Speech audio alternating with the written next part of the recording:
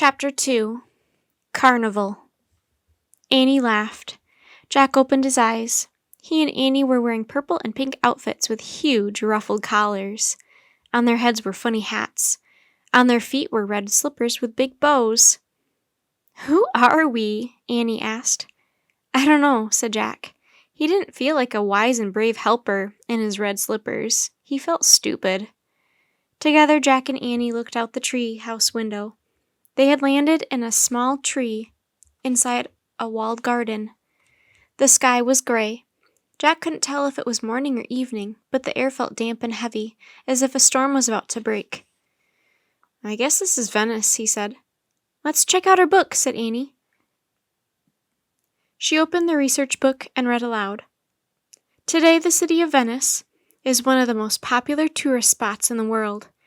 It lies in a lagoon of the Adriatic Sea. Instead of roads, Venice has waterways called canals. People glide along the canals in shallow boats called gondolas. A man, called a gondolier, stands in the back of the boat and uses a long oar to propel the gondola through the water." "That sounds like fun," said Jack. "Yep," said Annie. She closed the book. "Let's go." "Wait," said Jack. "We don't even know what our mission is yet." He took out Merlin's letter and unfolded it. He read aloud. "Dear Jack and Annie of Frog Creek, your mission will require great patience and a bit of magic. The Grand Lady of the Lagoon is in terrible danger. The only one who can help you save her from disaster is the ruler of the seas. To locate him, follow these directions. When waters rise beneath the moon, visit the Grand Lady of the Lagoon. To find out where you need to go, seek out a painter named Tipolo. At midnight, 2 men will tell you the time. To the top of their tower, hurry and climb. The king of the jungle will carry you there. Not over land, but high in the air. An angel of gold will show you the way to the sea by night and home by day." Jack pushed his glasses into place.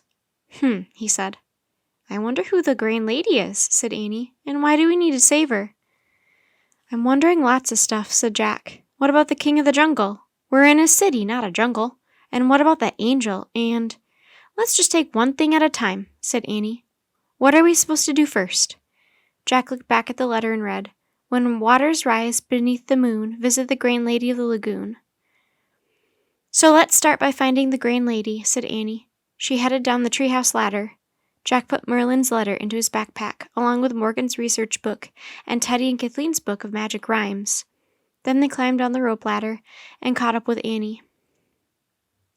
Jack and Annie walked over a pebbly path as the sky darkened.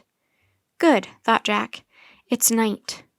He didn't want anyone to see him in his silly outfit, especially the red slippers with the bows.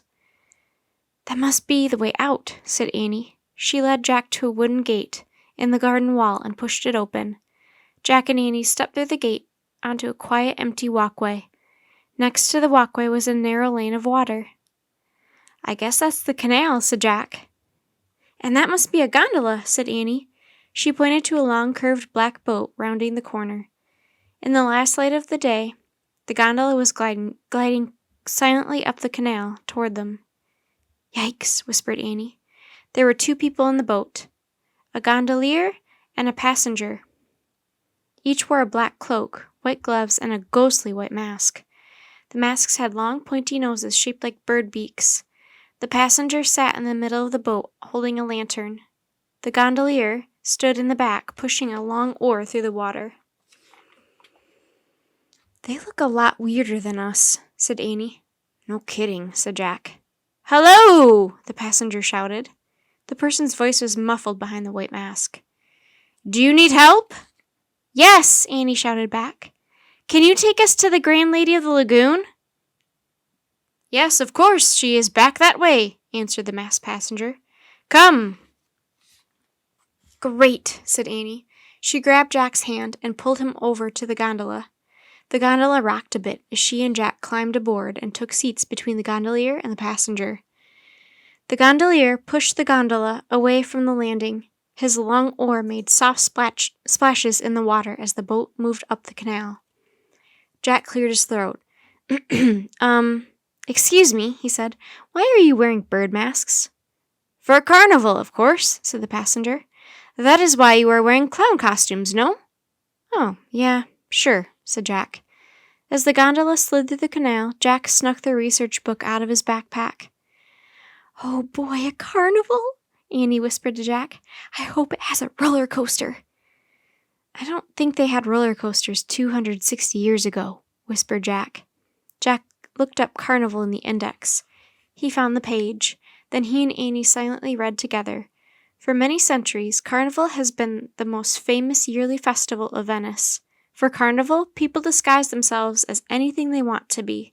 Rich, poor, male, female, young, and old, all are equal during Carnival. "Look, that's us," whispered Annie. She pointed to a picture of a colorful costume with a white ruffled collar and red slippers with bows. "Yeah, and that's them," whispered Jack. He pointed to a picture of a person dressed in a black cloak and a white mask with a bird's beak. Jack closed the book and put it away. The gondola people didn't seem so weird anymore, but he did wonder why a grand lady was in terrible danger at Carnival. As the boat glided around a bend, Jack caught his breath.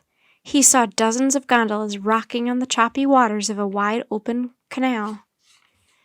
They were all decorated with ribbons and flowers. Candlelight from their lanterns danced on the dark rippling water. "Look, that must be Carnival over there," said Annie, pointing. In the distance, thousands of candles twinkled along the shoreline. Sounds of laughter, clapping, and shouting floated over the water. "Hold on tightly," said the masked person in the front of the gondola. "The tide is high tonight." As their gondola joined the fleet of boats heading toward Carnival, the wind picked up. The waves grew taller. Jack and Annie held onto the sides of the boat. Jack heard a faint rumble of far-away thunder. He saw a zigzag flash of lightning in the distant sky. "Is a storm coming?" he wondered nervously. "Is the storm part of the disaster that's going to happen to the Grand Lady of the Lagoon?" "This is going to be fun, isn't it?" said Annie cheerfully.